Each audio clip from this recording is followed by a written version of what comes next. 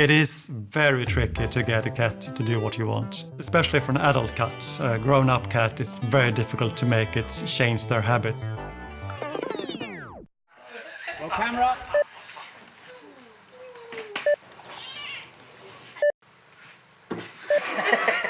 Camera. If you start early with the kittens, then it's quite easy to teach them to go to certain places for scratching.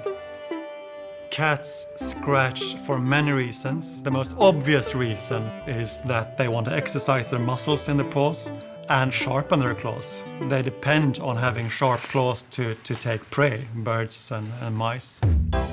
The main reason that they scratch is that they actually deposit their scent, their pheromones on furniture to mark their territory.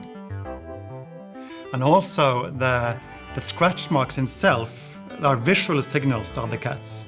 So they want to return to the same tree in the garden, they want to return to the same sofa in the living room to scratch, because it's easier from the distance to see the actual scratch marks.